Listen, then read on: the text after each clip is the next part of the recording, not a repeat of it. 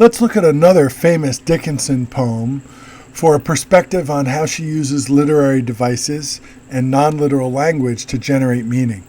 This is a poem chock full of devices, but if we look at the first stanza, the soul selects her own society, then shuts the door to her divine majority, present no more. The key move here is to make the soul, give the soul the powers of a human and the agency of a human. This is called personification. So once Dickinson personifies the soul, she can then explore the depths of the power of the soul to control the human experience, so that the soul becomes the driving force in human agency, ironically determining human agency. And by agency, we usually refer to freedom.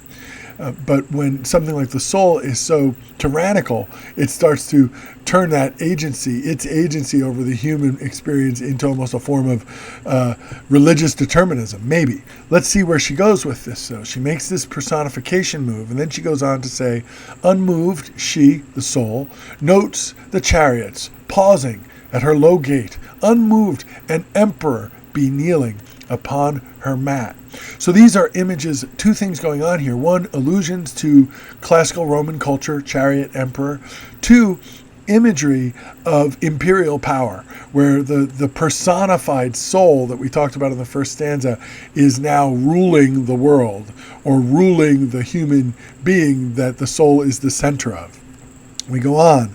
I have known her from an ample nation, choose one. Then close the valves of her attention like stone. That last word, like stone, is so definite, so definitive, so irrevocable. It suggests a pretty absolute and tyrannical power for this personified soul. Valves is an interesting word. I think there's the literal idea behind that is her eyelids as valves. But that word valves has interesting connotations that you might want to think about and play with, especially when you connect it to this idea of personification. Valves as eyelids, other types of valves, valves in the heart. Who knows what the references are there? It works on many levels. But at the core, the thing that makes the poem move to the figurative non-literal plane so quickly is the personification of the soul as a tool for illuminating the power of the soul over the human experience.